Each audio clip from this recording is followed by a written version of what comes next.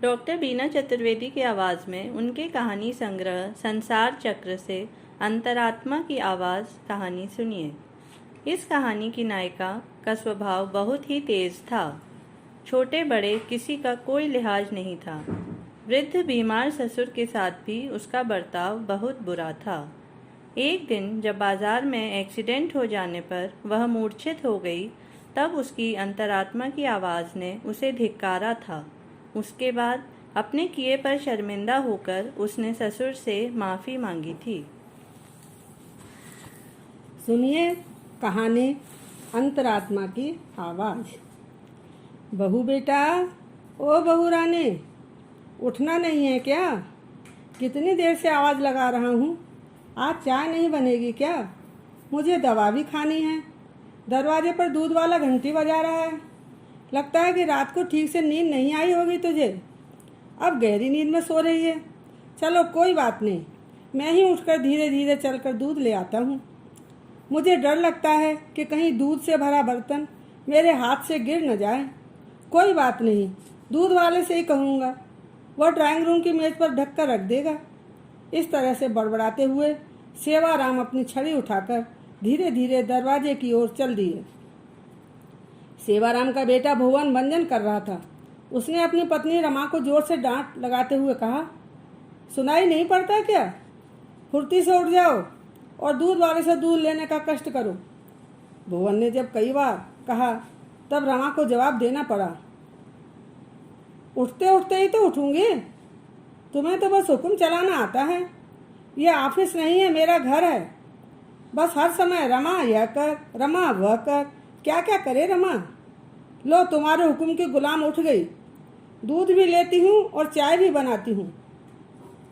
रमा द्वारा छेड़े गए शब्द बाणों से ऐसा लग रहा था जैसे एक गुबार न जाने कब से उसके जेहन में जमा हो रहा था, फूट पड़ा हो, और जिसका केंद्र बिंदु शायद वे अप्रिय घटनाएं थीं जो उसके जीवन की जड़ों में प्रवेश कर उसके रक्त में समाहित हो चुकी थी।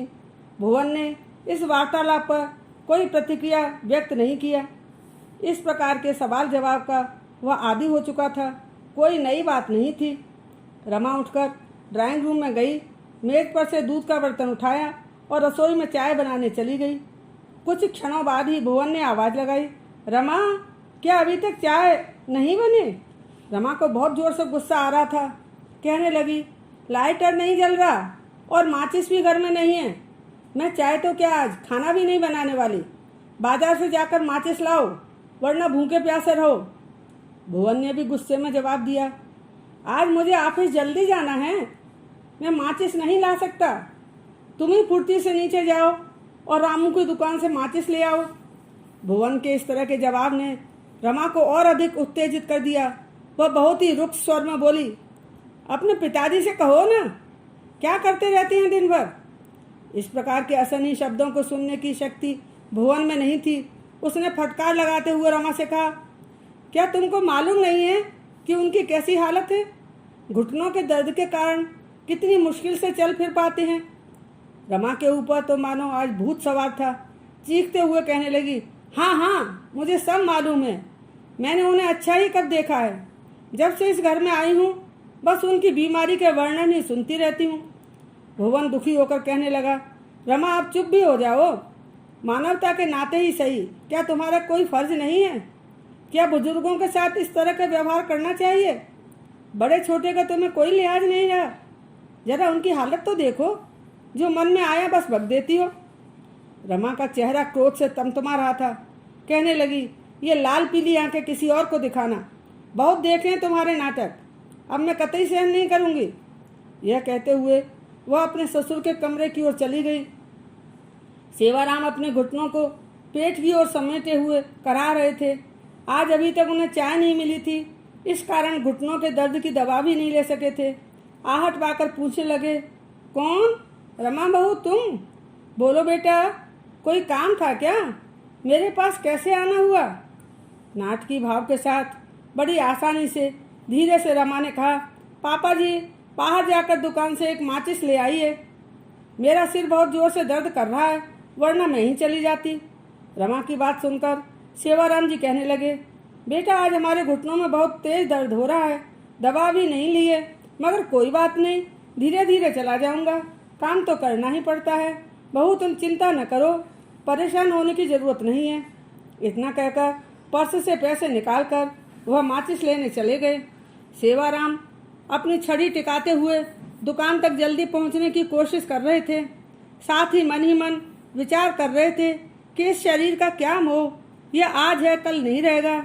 रमा के सिर में दर्द है, उसे आराम मिलना ही चाहिए। भगवान अब तो मेरी पुकार सुन लो, अब सहा नहीं जाता। इसी समय सामने से लड़ती हुई 2 गायें आईं और सेवाराम को टल्ला देती हुई आगे बढ़ गईं। वह स्वयं को संभाल नहीं सके और नाली के कीचड़ में गिर पड़े। इससे उनके कपड़े खराब हो गए और मामूली सी चोट भी आ गई। सामने से आ रहे उनके बचपन के मित्र जटाशंकर ने देखा कि सेवाराम गिरे पड़े हैं। उन्होंने उनके नजदीक पहुंचकर सहारा देकर किसी तरह से उन्हें उठाया और कहने लगे, तुम अकेले बाहर क्यों आए? सेवाराम ने कहा कि क्या बताएं मित्र, बस माचिस लेने आया था। जटाशंकर कहने लगे, किसी और को भेज दिया जा होता, तुम्हें अकेले नहीं आना चाहिए, भुवन भी तो आ सकता था। सेवाराम कहने लगे, अरे भाई, भुवन को आज जल्दी ऑफिस जाना है और बहू के सिर में दर्द था, क्या करता, बस आ गया। घर पर पड़े पड़े मन भी तो नहीं लगता। जटाशंकर ने अपने जिगरी दोस्त से कहा, आज शाम को मैं आपके घर आऊँगा और आपको पास वाले मंदिर ले चलूँगा। वहाँ बैठकर तसल्ली से बात करेंगे, जिससे थोड़ी मानसिक शांति मिलेगी। अभी तो तुम घर जाओ, नहा धोकर कपड़े बदलो, बहुत गंदे हो रहे हो। सेवाराम लाठी टेकते हुए अपने घर के लिए चले गए। सेवाराम को कीचड़ से सना हुआ देखकर भुवन आग बबूला हो गया। रमा को डांटते हुए कहने लगा, इतने छोटे से काम के लिए तुमने पिताजी को भेज दिया? तुम्हारी आंखों में थोड़ी सी भी शर्म नहीं रही? यदि तुम उनकी सेवा नहीं कर सकती तो कम से कम उन्हें परेशान तो मत किया करो, लज्जा आनी चाहिए। भुवन ने अपने पिताजी को स्नान कराकर उनको साफ कपड़े पहनाए। थोड़ी थोड़ी जो चोटें लगी उन पर दवा लगाकर उन्हें बिस्तर पर लेटा दिया। थोड़ी देर में भुवन को 5 वर्ष की बेटी पिंकी दादाजी के लिए चाय और बिस्किट लेकर आई। उन्होंने चाय बिस्किट खाकर दवा ली, पिंकी को गले से लगाकर आशीर्वाद दिया और राम राम बोलते हुए लेट गए। शाम होने पर जटाशंकर एक रिक्शा लेकर अपने दोस्त के घर मंदिर ले जाने के लिए आए और दरवाजे से उन्हें आवाज़ लगाई। सेवाराम कराहते हुए उठे और कहने लगे कि मेरी हिम्मत नहीं है चलने की। एक दोस्त ने दूसरे दोस्त को जवानी के दिनों की बातें करते हुए हिम्मत बंधाई और उनका हाथ पकड़कर ठहाका मारते हुए रिक्शे तक ले गए। रिक्शे वाले ने सहारा देकर रिक्शा में बैठाया और मंदिर के लिए रवाना हो गए। मंदिर पहुंचकर दोनों दोस्त मंदिर के कोने में उसी बेंच पर जाकर बैठे जहां जवानी के दिनों में बैठकर दोनों घंटों गपशप किया करते थे। जटाशंकर को जोश भरी बातों से सेवाराम को बड़ी शक्ति मिल रही थी। वह अपने दर्द को भूलकर प्रसन्न चित्त होकर ठहाका मारकर उनके साथ हंस रहे थे। उन्हें ऐसा अनुभव हो रहा था मानो उनके सभी कष्ट दूर हो गए हों। सेवाराम को शारीरिक कष्ट तो था ही, मगर इससे अधिक उन्हें मानसिक कष्ट था। अपने मन की बात किसी से कह नहीं पाते थे, इस कारण अंदर ही अंदर घुटते रहते थे। जटाशंकर कहने लगे, अरे भाई सेवाराम, कुछ तो बोलो, इसी तरह से गुमसुम बैठे रहोगे क्या? कुछ तो अपने मन की बातें करो, जिससे तुम्हारा मन का बोझ कुछ हल्का होगा और समय भी कट जाएगा। यह सुनकर सेवाराम कुछ देर तक शून्य आकाश की ओर देखते रहे। वह असमंजस में थे कि मैं अपने मन की बातें करूं या न करूं, जो होगा सो देखा जाएगा। ऐसा सोचकर कहने लगे, अभी कुछ दिनों पूर्व की बात है दोस्त, मेरी पोती पिंकी का जन्मदिन था। घर में खूब रौनक थी। रसोई घर से स्वादिष्ट व्यंजनों की सुगंध मेरे कमरे में आ रही थी। पिंकी के साथी बच्चों के चहकने से घर गुंजायमान हो रहा था। भुवन और रमा के कुछ संगी साथी आए हुए थे। सब लोगों का खाना पीना चल रहा था, मगर मेरी किसी को सुध नहीं थी। भूख के कारण मेरा बुरा हाल था। थोड़ी भी आहट होती तो मैं सोचने लगता कि शायद कोई मुझे भोजन देने आ रहा है और मैं आशा के समुद्र में डूबने लगता, मगर मेरे ऐसे भाग्य कहाँ। मुझे तो निराशा के कुएं में ही डुबकी लगाते रहना था। मैं अपने भाग्य को कोसता रहा और कर भी क्या सकता था। भुवन अपने मित्रों के साथ और रमा अपनी सहेलियों के साथ गपशप करने में व्यस्त थे। आज पिंकी को भी मेरी याद नहीं आई। वह भी नन्हे मुन्नों के साथ खेलने कूदने में मस्त हो रही थी। ऐसी परिस्थिति में यदि मैं बहू या बेटों को आवाज लगाता तो ठीक नहीं लगता। बस चुपचाप ललचाई दृष्टि से रसोई की ओर ताकता रहा। एक एक करके सभी मेहमान जा चुके थे। मैंने देखा कि भुवन रसोई की ओर जा रहा था। मैंने पुनः आशान्वित होकर देखा कि शायद बहू अब मेरे लिए खाना भिजवाए, मगर मेरे भाग्य में तो कुछ और ही था। न जाने क्या क्या सुनना बाकी था। बड़े शांत भाव से मैं रसोई की ओर अपने कान लगाकर सुनने की कोशिश करने लगा। भुवन रमा से पूछ रहा था कि उसने पिताजी को खाना तो दे दिया या नहीं दिया। रमा ने जवाब दिया, अरे हे भगवान, मैं तो भूल ही गई, अब तो खाना जरा सा ही बचा है, आप इतना सही दे आई है। भुवन कहने लगा कि यह ठीक नहीं है, तुम थोड़ा सा कुछ और बना दो, पिताजी को कम से कम पेट भर भोजन तो दो, वैसे भी इतनी देर हो गई है, वो भूखे पड़े हैं। बाहर के लोग चटकारे मारकर पेट भरकर भोजन करके गए और हमारे पिताजी आधा पेट भोजन करके रहे। गुस्से में आकर रमा चीखते हुए बोली कि क्या तुम्हारी बुद्धि पर पत्थर पड़े हैं जो इतनी गर्मी में मुझसे कुछ बनाने के लिए कह रहे हो? मैं कितना थक चुकी हूँ, तुम्हें इसका अंदाजा भी है? बीमारों बुजुर्गों को तो वैसे ही इस तरह का गरिष्ठ भोजन नहीं खाना चाहिए। रमा के द्वारा कही गई अशोभनीय बातों को भुवन सहन नहीं कर सका। वह कहने लगा, तुम्हारे अंदर लज्जा शर्म बिल्कुल भी नहीं बची क्या? मानवीयता के नाते कुछ तो सोचो, पिताजी के लिए इस तरह से कैसे बोल रही हो? सेवाराम कह रहे थे कि इतना सब सुन लेने के बाद मैं निढाल होकर बिस्तर पर लेट गया। कुछ ही क्षण में भुवन वही बचा खुचा थोड़ा सा खाना लेकर मेरे पास आया और कहने लगा, पिताजी मैं आपसे क्षमा चाहता हूँ, बहुत देर हो गई, थोड़ा सा खाना खा लीजिए। मैंने अपने आप को काबू में रखते हुए कहा, बेटा मुझे भूख नहीं है, मैं सोना चाहता हूँ, जाओ तुम लोग भी जाकर सो जाओ। भुवन मिन्नतें करते हुए कहने लगा, पिताजी रमा ने कितने प्रेम से आपके लिए खाना भेजा है, वह अपनी गलती के लिए बहुत शर्मिंदा हो रही है, थोड़ा सा तो खा लीजिए। मैंने कहा, भुवन मैंने सब कुछ सुन लिया, मैं बहरा नहीं हूँ, सब कुछ देखता और समझता हूँ, तुमको सफाई देने की जरूरत नहीं है। शायद मेरे भाग्य में यही लिखा है, भाग्य को कोई नहीं बदल सकता, तुम यहाँ से चले जाओ, मेरी चिंता मत करो। शायद भुवन बहुत शर्मिंदा हो रहा था, अपनी नजरें झुकाए थाली रखकर चुपचाप चला गया। जटाशंकर कहने लगे, दोस्त बहुत ही पीड़ादायक स्थिति है तुम्हारी। यह दुनिया एक रंगमंच है, यहाँ सभी नायक और नायिकाएं अपनी भूमिका अदा करके चोला बदल कर सब कुछ भूलकर अगले नाटक की तैयारी में लग जाते हैं। चिंता न करो दोस्त, चलो अब घर चलते हैं, मैं रिक्शा लेकर आता हूँ। रिक्शा आते ही दोनों गंतव्य स्थल पर पहुँच गए। जटाशंकर ने हाथ पकड़कर उन्हें घर के अंदर तक छोड़ा और कहने लगे, दोस्त अपना ध्यान रखना, मैं फिर आऊँगा। हाँफते हुए सेवाराम जैसे ही अपनी खटिया पर लेटे, रमा की कर्ण कटु आवाज आई, ओहो आज से ये सवारी कहाँ की सैर करके आ रही है? सेवाराम ने रमा की बात को अनसुना करते हुए कहा, बहू एक कप चाय बना दो, बहुत थक गया हूँ, चाय के साथ दवा लेकर आराम करूँगा।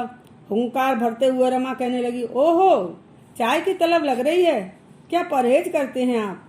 कभी बहू यह बना दे, कभी बहू वह बना दे, इस उम्र में अभी चटकारे। अरे राम कैसा समय आ गया है, मुझे तो सब्जी लेने जाना है। मन महसूस कर सेवाराम ने कहा, अच्छा बहू तुम सब्जी लेने जाओ, रास्ते में मंदिर पड़ता है, वहाँ जाकर भगवान के दर्शन भी कराना, कुछ पुण्य संचित हो जाएंगे, भगवान की कृपा होगी तो तुम्हें सद्बुद्धि मिलेगी। जीवन में यही काम आते हैं, मेरा क्या, आज हूँ कल नहीं, उम्र हो गई है, मैं पानी के साथ दवा ले लूँगा। क्रोध में आकर जाते समय रमा ने दरवाजा इतनी जोर से बंद किया कि उन्हें ऐसा लगा मानो सिर पर हथौड़ा मार दिया हो। क्या कर सकते थे, मजबूर और लाचार थे। रमा गुस्से के कारण इधर उधर देखे बिना तेज कदमों से बड़बड़ाती हुई चली जा रही थी। तनावग्रस्त होने के कारण बगल से आ रही मोटरसाइकिल से टकराकर गिर पड़ी और मूर्छित हो गई। उसे ऐसा अनुभव हो रहा था मानो उसकी अंतरात्मा उससे कह रही है, रमा पहचाना मुझे, मैंने तो बस एक कप चाय ही मांगी थी क्योंकि उसके साथ दवा लेनी थी मुझे। मूर्छित अवस्था में ही वह सोचने लगी, अरे यह तो मेरे ससुर की आवाज़ है। अंतरात्मा पुनः कहने लगी, कभी परहेज किया है आपने? बस जीभ चटकारे मारती रहती है, रमा ये बना दे, रमा वो बना दे। रमा अपनी अंतरात्मा की आवाज़ सुनकर घबराते हुए उठ बैठी और मन ही मन सोचने और बड़बड़ाने लगी कि अपने पिता के समान भोले वाले ससुर जी को मैं हमेशा अपमानित करती रही, मैंने उनको हमेशा पीड़ा पहुंचाई, मैंने ऐसा क्यों किया? पापा जी तो क्या, अब तो मुझे भगवान भी माफ़ नहीं करेंगे। रमा के आसपास खड़े हुए लोगों में से एक महिला ने कहा, मैं काफी देर से यहाँ खड़ी सुन रही हूँ, तुम लगातार बड़बड़ाए जा रही हो, मुझे बताओ कि किससे माफी चाहने की बात बोल रही थी। तभी रमा रोते हुए उस महिला से कहने लगी, माता जी, मैं बहुत कुटिल स्वभाव वाली महिला हूँ। अपने परिवार में मैं कभी भी किसी को खुश नहीं रख पाई, न अपने पति को और न ससुर जी को। मैं रास्ता भटक गई थी। आज मेरी अंतरात्मा ने मुझे धिक्कारा है। मैं अपने किए पर बहुत शर्मिंदा हूँ। रमा की बात सुनकर उस महिला ने रमा के सिर पर हाथ रखकर कहा, कोई बात नहीं बेटी, अब जो हो गया उसे बदला तो नहीं जा सकता। अभी भी कुछ बिगड़ा नहीं है। तुमको आत्मग्लानि हो रही है, ये अच्छी बात है। बेटी, प्रायश्चित से सभी पाप धुल जाते हैं। तुमको अपनी गलतियों का एहसास हो गया है। जाओ अपने ससुर जी के पैर पकड़कर उनसे माफी मांगो। आशा है वह तुमको अवश्य माफ कर देंगे। चलो, मैं तुमको तुम्हारे घर तक छोड़ देती हूँ। रमा उस अपरिचित महिला के साथ अपने घर आ गई। महिला ने घर के दरवाजे पर दस्तक दी। दरवाजा रमा के ससुर ने खोला। महिला ने उनसे कहा, आपकी बहू को एक मोटरसाइकिल वाले ने टक्कर मार दी थी। यह बेहोश होकर गिर पड़ी थी। मैं इसे छोड़ने आई हूँ। सेवाराम कहने लगे, बहू अंदर आओ, बाहर क्यों खड़ी हो। रमा धीरे से अंदर आई और सेवाराम के पैरों में अपना सिर रखकर आंसू बहाते हुए करुण स्वर में कहने लगी, पापा जी, मैंने हमेशा आपका अनादर और अवहेलना की है। मैं रास्ता भटक गई थी, बहुत स्वार्थी हो गई थी। मात्र एक कप चाय के लिए आपको तरसाती रही। हो सके तो मुझे माफ कर देना। अब भविष्य में ऐसा कभी नहीं करूंगी। सेवाराम बहुत ही दयालु स्वभाव के इंसान थे। वह कहने लगे, बहू, जो हो गया उसे भूल जाओ। बीता हुआ समय कभी वापस नहीं आता। मानव शरीर नश्वर है। हर व्यक्ति को एक न एक दिन इस संसार से जाना पड़ता है। जीवन के अंतिम दिन यदि सुख चैन से बीतते हैं तो इंसान इन सुखद स्मृतियों के साथ शांतिपूर्वक अगली यात्रा पर निकल जाता है। आज तक मुझे जो पीड़ा तुमने पहुंचाई है वह मेरे पूर्व जन्म के किन्हीं कर्मों की सजा रही होगी। शायद अब पूरी हो गई। मेरा आशीर्वाद हमेशा मेरे बच्चों के साथ है। सब खूब खुश रहो, मौज करो। रमा की अंतरात्मा की आवाज़ सेवाराम के घर में सुख शांति का संदेश लेकर आई।